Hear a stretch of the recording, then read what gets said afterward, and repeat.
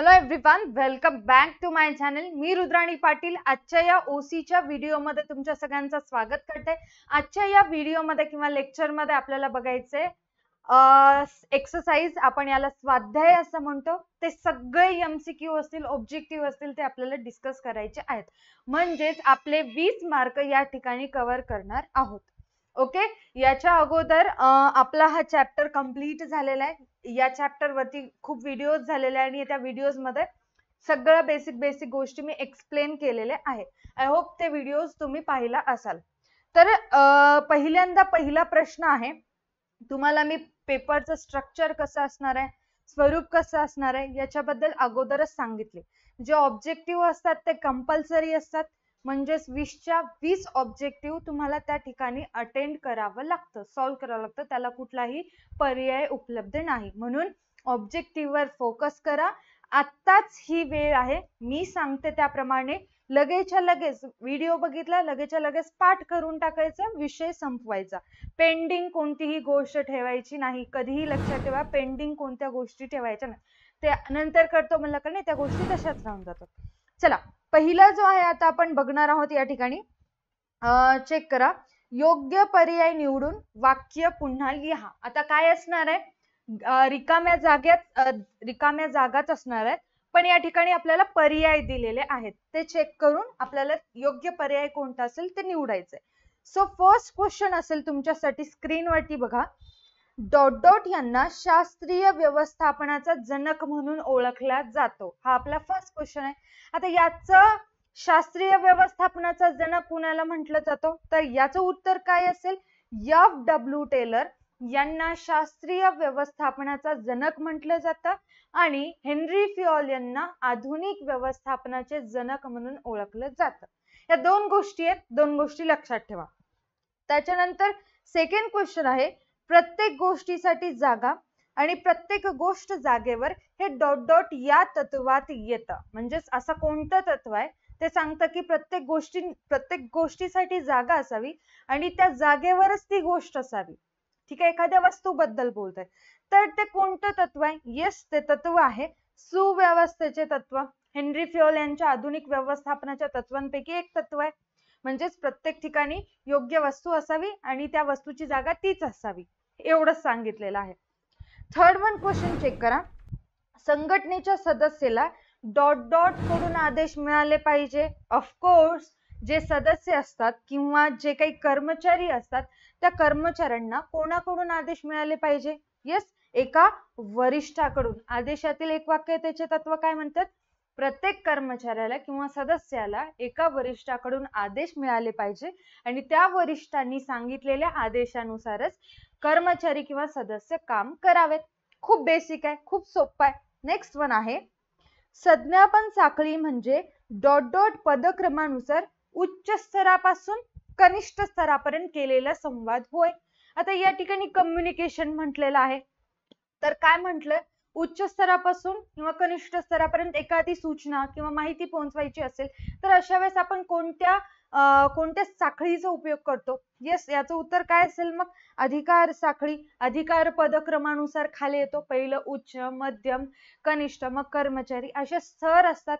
अधिकार पदक्रमानुसार असतात, मग या ठिकाणी अधिकारी उत्तर येतं. उत्पादनाच्या एक मिनिट. नेक्स्ट वन आहे, उत्पादनाच्या विविध बाबींवर नियंत्रण ठेवण्यासाठी F.W. टेलर यांनी एकूण डॉट डॉट फोरमन सांगितलेले आहेत.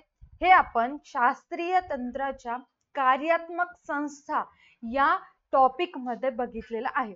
आता कार्यात्मक संस्थामध्ये दोन स्तरावर दोन विभाग आहेत किंवा दोन स्तर सांगितलेले आहेत. एक नियोजन स्तर आहे आणि दुसरं अंमलबजावणी स्तर आहे. नियोजन स्तरामध्ये 4 आहेत, अंमलबजावणी स्तरामध्ये 4 आहेत. नियोजन स्तरावरचे काय करतात, जे सूचना सांगत असतात. अंमलबजावणी स्तरा म्हणजे जे सूचना सांगितलेल्या आहेत ते कर्मचाऱ्यांकडून करून घेतल्या जातात. ठीक आहे, तर आता नियोजन स्तरावर 4 म्हणले आणि अंमलबजावणी स्तरावर 4 म्हणले, म्हणजे 4 आणि 4 किती, 8 फोरमन त्यांनी सांगितलेले आहेत. किती फोरमन, 8 फोरमन सांगितलेले आहेत. आता हे जे मी टिक मार्क करून द्यायले किंवा हायलाइट करायले, तुम्ही सुद्धा तुमच्या बुकमध्ये हायलाइट करायचे आणि लक्षात ठेवायचं, पाठ करून टाकायचं आहे. ठीक आहे, लगेच लगेच करायचे. नेक्स्ट वन आहे आता आपलं ब असेल, योग्य जोड्या जुळवा. योग्य जोड्या जुळवा आहे. आता हे कसं लिहायचं काय नाही ते मी येणाऱ्या व्हिडिओज मध्ये तुम्हाला एक्सप्लेन करत राहील. तात्पुरतं आपण आन्सर चेक करू. ठीक आहे, जसं आपण लहानपणी अशा जोड्या बनवत होतो ना, ते यावेळेस आपल्याला असं करायचं नाही. आपण मोठे झालो, याचं उत्तर कसं असेल ते मी तुम्हाला येणाऱ्या व्हिडिओ मध्ये लेक्चर मध्ये एक्सप्लेन करत जाईल. फर्स्ट ऑफ ऑल चेक करा आता या ठिकाणी पहिला काय विचारलेलं आपल्याला, हेनरी फ्युअल. पहिला काय विचारलेला आहे, हेनरी फ्युअल. अ गटामध्ये हेनरी फ्युअल दिलेला आहे आणि ब गटामध्ये हेनरी फ्युअल यांची योग्य जोडी कोणती असेल. अतिशय सोपं आहे. हेनरी फ्युअल यांना कशाचे जनक म्हणून ओळखलं जातं, तर हेनरी फ्युअल यांना आधुनिक व्यवस्थापनाचे जनक म्हटलं जातं. त्यांनी आधुनिक व्यवस्थापनाची तत्वे सांगितलेली आहेत. म्हणून काय येईल बरं उत्तर, याचं उत्तर येईल आधुनिक व्यवस्थापन, जे की नंबर असेल 10. या ठिकाणी नंबर सुद्धा लिहिते म्हणजे तुम्हाला लक्षात राहील आणि या ठिकाणी हायलाइट सुद्धा करते. काय येईल, आधुनिक व्यवस्थापन. ठीक आहे, नेक्स्ट वन आहे, सेकंड वन आहे निर्देशनातील एकवाक्यता. सेकंड वन काय आहे, निर्देशनातील एकवाक्यता. हे हेनरी फ्युअल यांचे एक तत्व आहे. हे तत्व काय सांगतं, जे या आपल्या व्यवसायामध्ये एक वरिष्ठ आणि एक योजना असावी. सगळ्यांचा गोल एकच आहे, सगळ्यांचं उद्दिष्ट एकच आहे.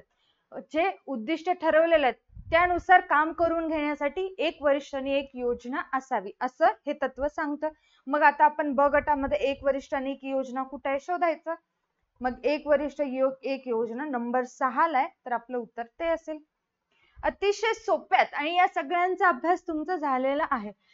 लक्षात ठेवा, कधी पण अ गटामध्ये ज्या जोड्या जे क्वेश्चन विचारलं जातं याशी रिलेटेड जे काही असेल ते या ठिकाणचं उत्तर असेल. ब गटामध्ये याचं उत्तर असेल. उत्तर कसं शोधायचं म्हटलं तर रिलेटेड असलं पाहिजे. जसं हेनरी फ्युअल म्हटलं ना, ते सगळ्या गोष्टी बघायच्या, जे जास्त जवळचं वाटायला ते त्याचं आन्सर असेल. आधुनिक व्यवस्थापन, जर आधुनिक व्यवस्थापनाचे जनक म्हटलं तर उत्तर येतं. आधुनिक व्यवस्थापन म्हटलं तरी हे उत्तर आहे. लक्षात ठेवा. त्याच्यानंतर थर्ड वन चेक करा, काय सांगितलेलं आहे, व्यवस्थापनाची तत्वे. आता व्यवस्थापनाची जी तत्वे आहेत डायरेक्टली मी तुम्हाला आन्सर सांगते. उत्तर आहे याचं सामान्य मार्गदर्शक तत्वे. सर्वसाधारण किंवा सामान्य मार्गदर्शक तत्वे आहेत. हे आपण व्यवस्थापनाच्या तत्वांच्या स्वरूपामध्ये डिस्कस केलं. ओके, त्याच्यानंतर चौथं आहे, चौथं काय सांगितलेलं आहे, FW टेलर. आधी याचा नंबर लिहून टाकते, नंबर 4. येस, त्याच्यानंतर चौथं सांगितलेलं आहे FW टेलर. आता FW टेलर हे शास्त्रीय व्यवस्थापनाचे जनक आहे. त्यांनी तंत्रे सुद्धा विकसित केले.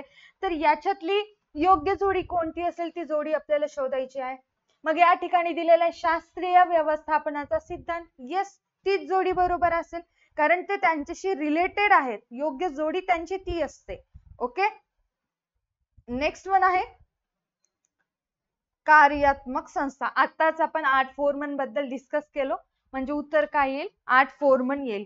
कुठेही लक्षात ठेवा, कार्यात्मक संस्था म्हटलं की याचं उत्तर नक्की काय असेल, 8 फोरमनच असेल. कारण त्याच्यामध्ये 2 स्तरावरती काम करतात म्हणलं आणि प्रत्येक स्तरामध्ये 4 आहेत. वरती 4, खाली 4 आहेत. अशा 8 फोरमन आहेत, तुम्हाला लक्षात ठेवायच्या आहेत.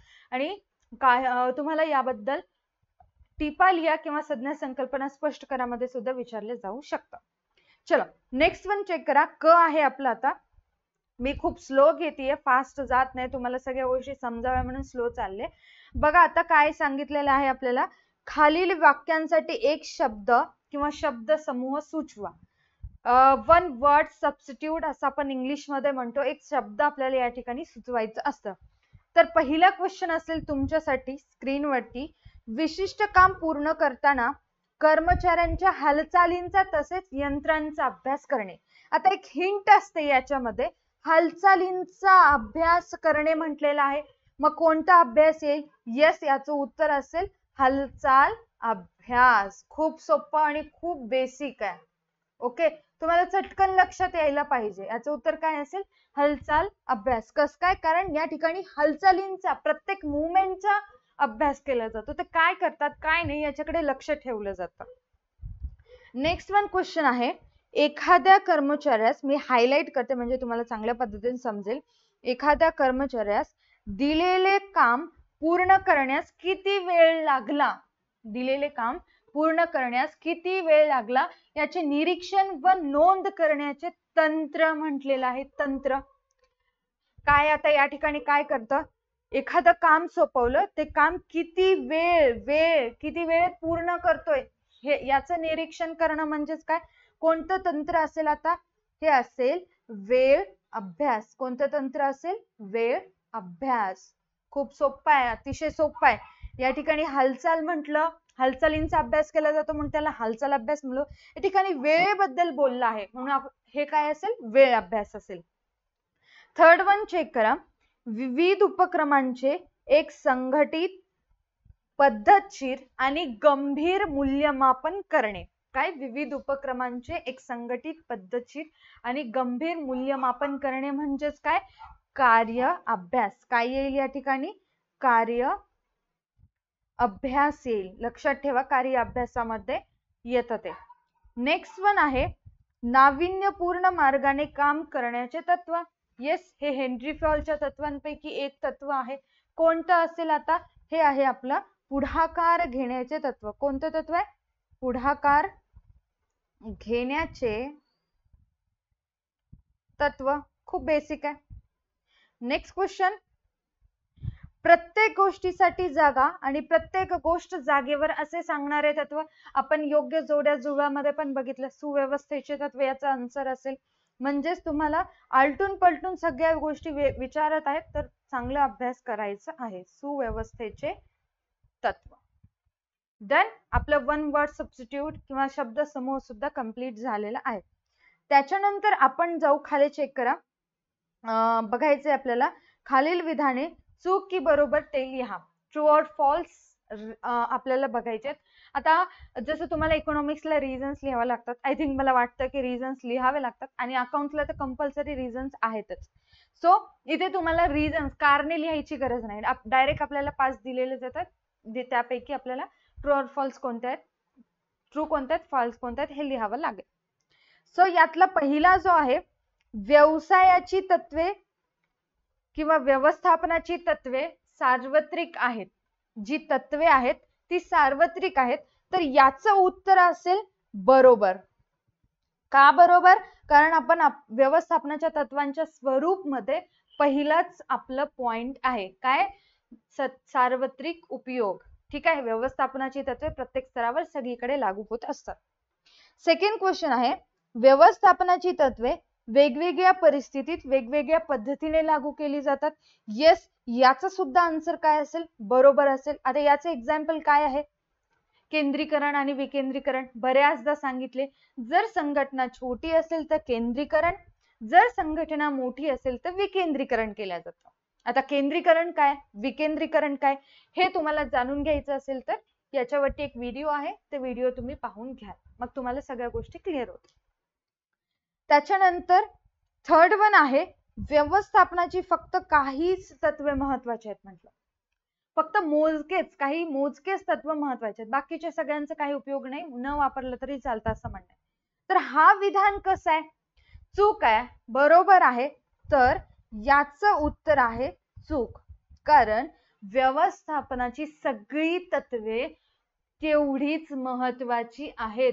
एखादं तत्व स्किप करू शकत नाही. हा, परिस्थिती बदलली की त्याच्यामध्ये बदल करता येतो, पण त्या तत्वांना स्किप वगळू शकत नाही. हे म्हणजे आपल्याला कुठे पाहायला मिळतं, तर जे आपले स्वरूप आहेत, सर्वात शेवटचं स्वरूप आहे सर्व तत्वांना एकसारखे महत्व, त्याच्यामध्ये याचा आन्सर तुम्हाला मिळून जाईल. ओके. त्याच्यानंतर नेक्स्ट क्वेश्चन, हेनरी फॉल यांनी व्यवस्थापनाची वेगवेगळी तंत्रे विकसित केलेले. स्पष्टपणे याचं उत्तर असेल चूक, कारण हेनरी फॉल हे फक्त आधुनिक व्यवस्थापनाची तत्वे विकसित केली. मग कोणी केली, F.W. टेलर यांनी शास्त्रीय व्यवस्थापनाची तत्वे आणि तंत्रे विकसित केली. डन, क्लिअर आहे. नेक्स्ट वन चेक करा, F.W. टेलर यांनी व्यवस्थापनाची 14 तत्वे विकसित केली. अगोदर म्हटलं हेनरी फॉल यांनी व्यवस्थापनाची वेगवेगळी तंत्रे विकसित केली, आता म्हणतात FW टेलर यांनी व्यवस्थापनाची 14 तत्वे विकसित केली. तर हा सेंटेन्स तुम्हाला कसा वाटतोय? तर हा सेंटेन्स सुद्धा चूक असेल. रिझन काय आहे? FW टेलर नाही तर हेनरी फ्युएल यांनी व्यवस्थापनाची 14 तत्वे विकसित केली आहेत. Next one question. संघटनेतील प्रत्येक सदस्याला फक्त एका वरिष्ठाकडून आदेश मिळाले पाहिजे. ओके, जे काय सांगितलंय, संघटनेतील प्रत्येक सदस्याला फक्त एकाच वरिष्ठाकडून आदेश मिळाले पाहिजे. तर हा सेंटेन्स किंवा विधान कसं आहे? बरोबर आहे. हे कोणत्या तत्वामध्ये सांगितलं जातं? आदेशातील एकवाक्यतेचे तत्व. ओके, खूप सोपं आहे. जर तुमचा अभ्यास झाला तर तुम्हाला सगळ्या गोष्टी चटकन लक्षात येतात. जर अभ्यास नसेल तर कन्फ्यूज होईल. ओके, तर पुढे जाण्याच्या अगोदर big boule batch season 3 launch झालेली आहे. फटाफट कोर्स परचेस करायचा आहे. लवकरात लवकर करा. आणि जर कोणी इंटरेस्टेड असाल तर त्यांच्यासाठी प्ले स्टोअर वरती DA2 अकॅडमीचं ऍप्लिकेशन उपलब्ध आहे. तिथून तुम्ही डाउनलोड करू शकता आणि बिग बुल बॅच परचेस करू शकता. एवढंच नाही, फक्त मी आता YouTube वरती फ्री मध्ये फर्स्ट चॅप्टरचे व्हिडिओज अपलोड केलेले आहे. आता इथून पुढे जे आपले व्हिडिओज असणार आहेत ते बिग बुल बॅच मध्ये जाणार आहेत. तर फटाफट तुम्हाला असे इंटरेस्टिंग गोष्टी शिकायच्या असतील तर बिग बुल बॅच परचेस करायची आहे. अधिक माहितीसाठी डिस्क्रिप्शन मध्ये सुद्धा नंबर दिलेला आहे, त्यावरती कॉल करून तुम्ही इन्फॉर्मेशन घेऊ शकता. बघा, आता या ठिकाणी ई सांगितलेलं आहे. कोणतं असेल? गटात न बसणारा शब्द ओळखा, म्हणजेच ऑड वन आउट. ठीक आहे, गटात न बसणारा शब्द ओळखायचा आहे. आता हे खूप सोपं आहे आणि बेसिक आहे, एक्सप्लेन करत जात नाही आता, कारण 11वीला या गोष्टी आपल्याला झालेल्या आहेत. बघा आता याच्या ठिकाणी अधिकार व जबाबदारीचे तत्व, हालचालीचा अभ्यास, कामाच्या विभागणीचे तत्व आणि शिस्तीचे तत्व असे काही पॉइंट्स दिलेले आहेत, सांगितलेले आहेत. तर या 4 पैकी गटात न बसणारा शब्द किंवा तत्व कोणता असेल? याचं उत्तर आहे हालचालीचा अभ्यास. का हालचालीचा अभ्यास म्हटलेला आहे? कारण अधिकार व जबाबदारीचे तत्व, कामाच्या विभागणीचे तत्व आणि शिस्तीचे तत्व हे आधुनिक व्यवस्थापनाची तत्व आहेत, हेनरी फ्युएल यांचे आहेत. आणि हालचाल अभ्यास हे एक तंत्र आहे जे FW टेलर यांचं आहे. बेसिक आहे, खूप सोपं आहे. Next one, second one check करा. थकवा अभ्यास, आदेशातील एकवाक्यतेचे तत्व, कार्य अभ्यास, हालचाल अभ्यास. मग याच्यातली गटात न बसणारी शब्द कोणता असेल किंवा पॉइंट कोणता असेल? तर ते असेल आदेशातील एकवाक्यतेचे तत्व. रिझन काय आहे? थकवा अभ्यास, कार्य अभ्यास आणि हालचाल अभ्यास ही आहेत FW टेलर यांची शास्त्रीय व्यवस्थापनाची तंत्रे आणि आदेशातील एकवाक्यतेचे तत्व हे हेनरी फ्युएल यांचं आधुनिक व्यवस्थापनाचं तत्व आहे. क्लिअर आहे? रिझन समजायला पाहिजे. आता कायमचं लक्षात ठेवा या बेसिक गोष्टी. ओके, त्याच्यानंतर एका वाक्यात उत्तर लिहा, ते तुम्ही तुमच्या ओन लेवलवर करायचंय. या ठिकाणी मी तुम्हाला एक्सप्लेन करणं पॉसिबल नाही. आता नेक्स्ट वन जे असेल आपलं काय आहे? खालील वाक्यातील अधोरेखित शब्द दुरुस्त करून वाक्य पुन्हा लिहायचं आहे. म्हणजे एक विधान दिलं जातं, त्या विधानामध्ये एक शब्द जो असतो तो चुकीचा असतो आणि त्याला अंडरलाईन सुद्धा केलेलं असतं. जसं या ठिकाणी तुम्हाला दिसतंय अंडरलाईन सुद्धा केलेलं असतं. तर त्या ठिकाणी योग्य अचूक शब्द कोणता येईल ते शब्द आपल्याला लिहायचं असतं. जसं आता बघा या ठिकाणी पहिला क्वेश्चन मी तुम्हाला एक्सप्लेन करते म्हणजे समजत जाईल. नोकरीतील सुरक्षितता नेहमीच कर्मचाऱ्यांच्या कार्यक्षमतेवर विपरीत परिणाम करते असं वाक्य आहे आणि सुरक्षितता याला अंडरलाईन केलेलं आहे. सुरक्षितता याला अंडरलाईन केलेलं आहे. मग या ठिकाणी योग्य उत्तर काय असेल? सुरक्षितता हे चुकीचं आहे, तर उत्तर असेल असुरक्षित. असुरक्षितता. उत्तर काय असेल? असुरक्षितता येईल. अंडरलाईन ज्या ठिकाणी केले त्या. आता याचं उत्तर कसं लिहायचं मी तुम्हाला येणाऱ्या व्हिडिओमध्ये सांगत जाईल आणि ज्यांनी बिग बुल बॅच परचेस केलेली आहे त्यांना लगेच त्याच व्हिडिओमध्ये मी सांगितलेलं आहे. ओके, आता असुरक्षितता कसं काय येते? जर नोकरीमध्ये अनसिक्युरिटी, असुरक्षितता जर त्यांना जाणवत असेल तर कर्मचाऱ्यांच्या कार्यक्षमतेवर परिणाम होतो. कर्मचाऱ्यांच्या मनात भीती असते, मी या ठिकाणी माझी नोकरी सुरक्षित नाहीये, असुरक्षित आहे, मग मी कितीही काम केलं तरी काय, कंपनी मला काही देतच नाहीये, नोकरी माझी परमनंट करत नाही, मला टेम्पररी बेसिसवर माझ्याकडून काम करून घेते, मग त्यांच्या कार्यक्षमतेवर परिणाम होतो आणि व्यवसायाला नुकसान होत असतो आणि कर्मचारी व्यवसाय सोडून जात असतात. ओके, नेक्स्ट वन आहे संघ भावनेचे तत्व म्हणजे विभागणी ही शक्ती होय. विभागणी कशी, या ठिकाणी काय येईल, प्रॉपर योग्य शब्द कोणता असेल, एकी ही शक्ती होय. एकी म्हणजे एकता ही शक्ती होय. संघ भावनेचे तत्व हे 14वं तत्व आहे, शेवटचं तत्व आहे. एक समान सगळे येऊन एकी हेच बळ, एकतेने येऊन काम करायचंय म्हणतं. त्याच्यानंतर थर्ड वन आहे, थर्ड वन चेक करा. संस्थेच्या प्रत्येक सदस्याला फक्त एकाच कनिष्ठ व्यक्तीकडून आदेश मिळाले पाहिजे असं म्हटलेलं आहे, कनिष्ठ व्यक्तीकडून. तर याचं उत्तर असेल, योग्य उत्तर काय असेल, वरिष्ठ. योग्य उत्तर काय असेल, वरिष्ठाकडून. कनिष्ठ नाही तर एका वरिष्ठाकडून आदेश मिळाले पाहिजे. विकेंद्रीकरण म्हणजे विशिष्ट स्थानावर अधिकारांचे झालेले एकत्रीकरण. तर याचं योग्य उत्तर काय असेल, केंद्रीकरण. योग्य उत्तर असेल केंद्रीकरण. Okay, done. खूप सोपं आहे. त्याच्यानंतर फिफ्थ वन आहे व्यवस्थापनाची तंत्रे वेगवेगळ्या परिस्थितीत भिन्न पद्धतीने लागू पडतात. तंत्रे कशाला, या ठिकाणी येतं उत्तर तत्वे. जी आपली व्यवस्थापनाची तत्वे आहेत ते भिन्न ठिकाणी, भिन्न म्हणजेच वेगळ्या ठिकाणी वेगवेगळ्या पद्धतीने लागू केले जातात, लागू होतात. आपण याच्या आधारित ऑलरेडी एक MCQ बघितलेला आहे. ओके, आता त्याच्यानंतर खालील संज्ञा संकल्पना स्पष्ट करा आहे. तर याचं उत्तर सुद्धा या ठिकाणी मी एक्सप्लेन करणं पॉसिबल नाही किंवा लिहून देणं पॉसिबल नाही, सो ते तुम्ही तुमच्या ओन लेवलवर करायचं आहे. हालचाल अभ्यास ऑलरेडी एक्सप्लेन केलेला आहे. तुम्हाला आन्सर कसं लिहायचं आहे ते येणाऱ्या व्हिडिओमध्ये मी तुम्हाला सांगत जाईल. आता इथे महत्वाचं आहे केस स्टडी. या वर्षीचा जे ओसचा पेपर झाला होता, ज्या स्टुडंटने एक्झाम दिली होती 2024 बोर्डाला, तर मॅक्झिमम जणांचं केस स्टडीज मध्ये पूर्ण घोळ झालेला आहे. मार्क्स कुठं कटलेत, तर या केस स्टडी मध्ये त्यांचे मार्क्स कटलेले आहेत. सो तुम्ही प्रत्येक केस स्टडी म्हणजेच ही घटना परिस्थिती यांचा चांगला अभ्यास करायचा आहे. परत एकदा सांगते, 2024 बोर्डला खूप जणांचं केस स्टडीज मध्ये म्हणजेच घटना परिस्थितीमध्ये मार्क्स गेलेले आहेत, इथेच गणलेलं आहे. सो तुम्ही याच्यावरती चांगला फोकस ठेवून अभ्यास करायचा आहे. प्रत्येक केस स्टडी चांगल्या पद्धतीने सॉल्व्ह करायची आहे. बघा, या ठिकाणी आता मी सेंटेन्स वाचणार. आपल्याला अशा पद्धतीचं पॅरेग्राफ दिलं जातं आणि या पॅरेग्राफवर आधारित 3 प्रश्न विचारले जातात आणि प्रत्येक प्रश्नाला 1-1 गुण असतं, हे तुम्हाला माहिती आहे. तर आता याचे आन्सर तुम्हाला वरच्याच पॅरेग्राफ मध्ये दिले जातात, फक्त तुम्हाला माहिती पाहिजे, तुमचं लक्ष असलं पाहिजे. बघा, मी पॅरेग्राफ रीड करते. श्री हर्षद एक उद्योजक असून पर्यावरणास अनुकूल भांडी तयार करण्याचा व्यवसाय करतात. म्हणजे भांड्याचं दुकान आहे, भांडी तयार करण्याचा व्यवसाय ते करत असतात. दोन्ही स्त्री व पुरुष, काय सांगितलेलं आहे, दोन्ही स्त्री व पुरुष कामगार त्यांच्या कारखान्यात काम करतात. सर्व पुरुष थेट मशीनवर काम करतात, तर महिला संवेष्टन म्हणजेच बांधणी किंवा पॅकेजिंग असं म्हणतो त्याचं काम करत असतात, त्या विभागात काम करत असतात.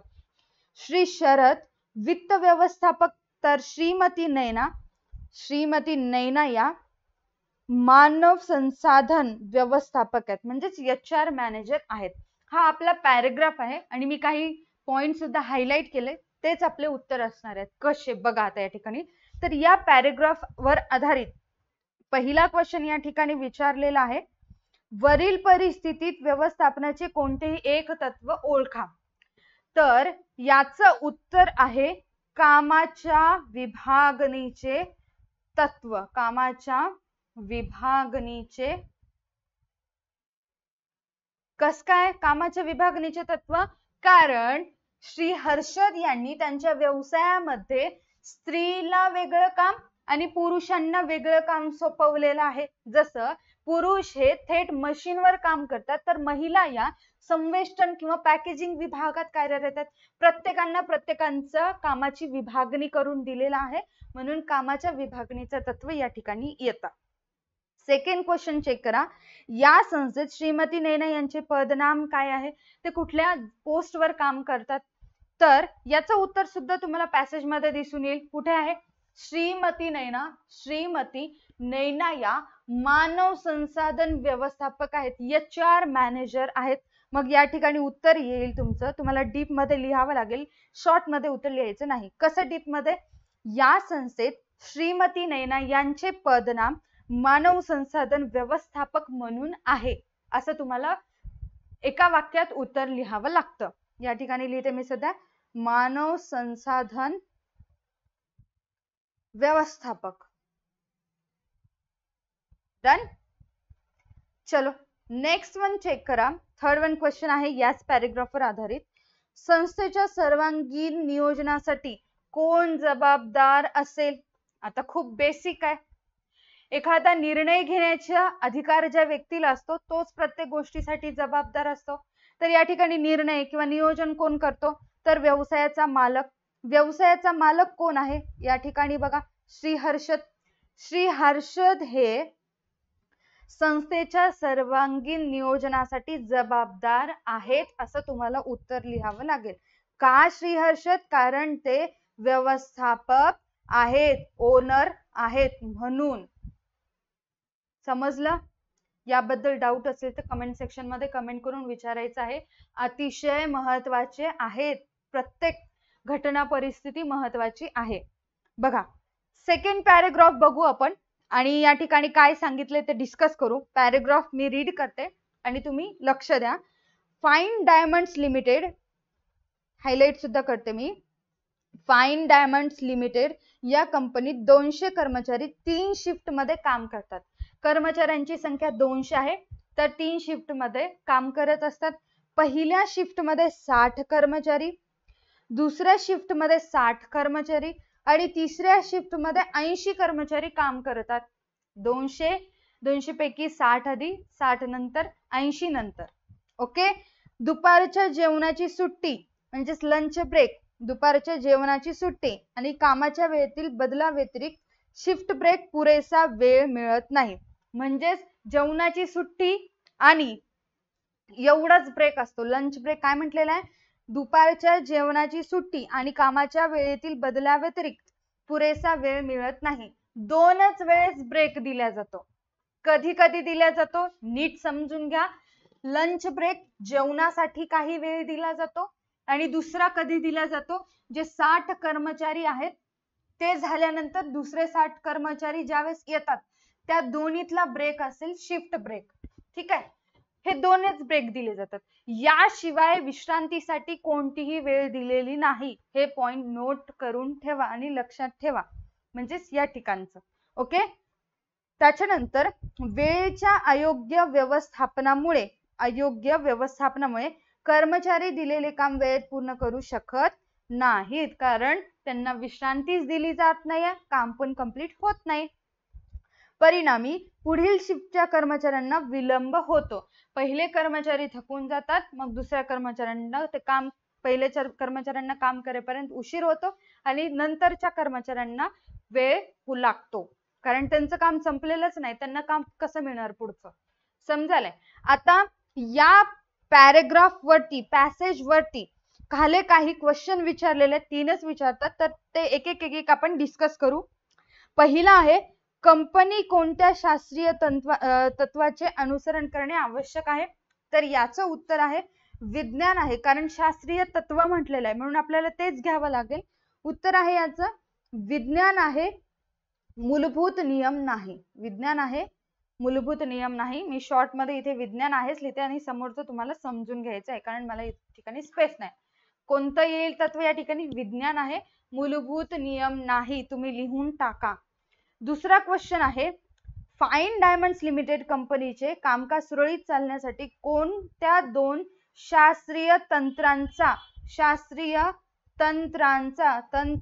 घ्या, तत्वांचा घेऊ नका, उत्तर चुकते. मग कोणत्या 2 शास्त्रीय तंत्रांचा उपयोग करणं आवश्यक आहे?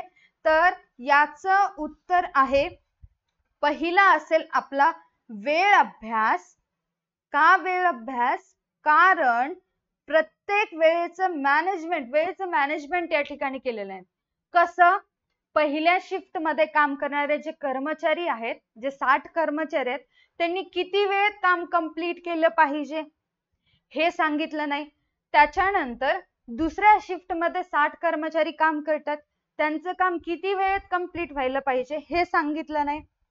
सेम तिसऱ्या शिफ्ट मध्ये काम करणारे 80 कर्मचारी आहेत, त्यांचं काम किती वेळेत कंप्लीट केलं पाहिजे हे सांगितलेलं नाही.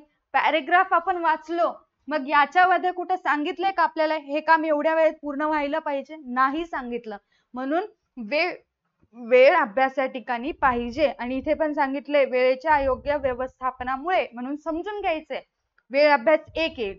दुसरा काय येईल? दुसरा येईल आपला थकवा अभ्यास. का थकवा अभ्यास येईल? कारण त्यांना फक्त लंच ब्रेक, जेवणाची सुट्टी आणि शिफ्ट ब्रेक, ठीक आहे, शिफ्ट वेळेतील बदला व्यतिरिक्त कामाच्या पहिल्या शिफ्टचे आणि दुसऱ्या शिफ्ट मध्ये बदल होईपर्यंत तेवढंच 2 ब्रेक दिले जातात. त्याच्या व्यतिरिक्त 10 मिनिटं सुद्धा त्यांना रिलॅक्स बसू दिलं जात नाही. म्हणून थकवा अभ्यासाचा या ठिकाणी गरज आहे, तो अभ्यास गरजेचा आहे. नेक्स्ट क्वेश्चन आहे, कंपनीचे काम वेळेत पूर्ण का होत नाही? आता त्याचे 2 रिझन आहेत. हेच 2 रिझन असतील. हे 2 रिझन तुम्हाला डीप मध्ये एक्सप्लेन करायचे. कसं? वेळेचं या ठिकाणी व्यवस्थित नियोजन केलं नसल्यामुळे या ठिकाणी कर्मचाऱ्यांची मानसिकता पण चालली आणि त्यांची कार्यक्षमतेवर सुद्धा परिणाम होत आहे. दुसरा रिझन काय आहे? पुरेशा विश्रांतीशिवाय त्यांना दुसरा कोणताही वेळ दिला जात नाही. म्हणजेच की त्यांच्याकडून खूप जास्त काम करून घेतला जातो आणि त्यांना पाहिजे ती विश्रांतीची वेळ दिली जात नाही. मग याचा परिणाम त्यांच्या मेंटॅलिटीवर पण होतो, मानसिकतेवर पण होतो आणि शरीरावर सुद्धा होऊन जातो. ते इतके थकतात की त्यांचं काम कंप्लीट होतच नाही. कार्यक्षमता पूर्ण कमी होते, वाढतच नाही. का? कारण त्यांना विश्रांती मिळत नाही म्हणून. ठीक आहे, आता हे रिझन सांगितले. याच वेळ अभ्यासला आणि थकवा अभ्यासला याच्यामध्ये या थर्डच्या आन्सर मध्ये तुम्हाला एक्सप्लेन करायचं आहे, हे विसरायचं नाही. वेळ अभ्यास कशा पद्धतीने? वेळेचं कुठल्याही प्रकारचं नियोजन केलेलं नाही, इथंच सांगितलेलं आहे.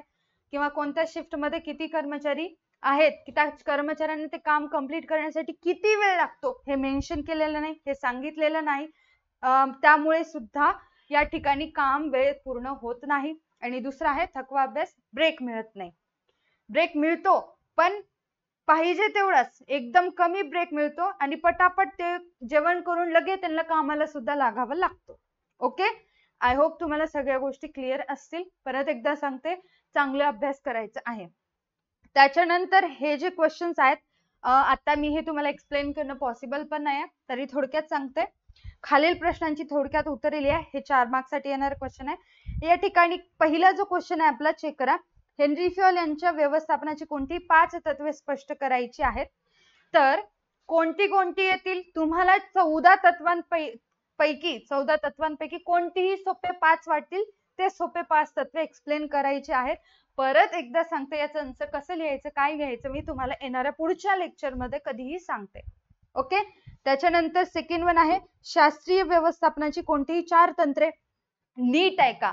ज्यावेळेस तुम्ही 4 तंत्रे एक्सप्लेन करता, कार्य अभ्यास हा पहिला तंत्र झाला. याच्या अंतर्गत सब पॉइंट्स वेळ अभ्यास, सेकंड पॉइंट आपला हालचाल अभ्यास, नेक्स्ट पॉइंट असेल तुमचं थकवा अभ्यास आणि नेक्स्ट पॉइंट असेल पद्धत अभ्यास. ठीक आहे, असे तुम्हाला 4 तंत्र एक्सप्लेन करायचे नाहीत. हा झाला पहिला.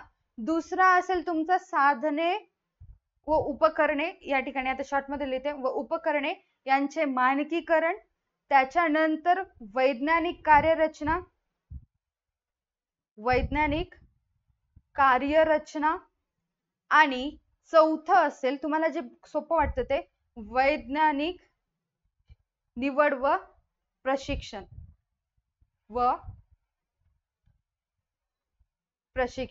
असे तुम्हाला 4 एक्सप्लेन करायचे आहेत. मी का सांगितले? कारण काही विद्यार्थी वेळ अभ्यास, हालचाल अभ्यास, थकवा अभ्यास यांना पकडून एक्सप्लेन करतात. असं करायचं नाही. तुम्हाला कार्य अभ्यास हा एक झाला, दुसरा हा तिसरा हा, चौथा हा. परत एकदा सांगते, कार्य अभ्यासाचे हे सब पॉइंट्स आहेत. जर तुम्ही कार्य अभ्यास एक्सप्लेन करत असाल तर हे सुद्धा एक्सप्लेन करायचं आहे, म्हणून विचार करून अभ्यास करायचा आहे.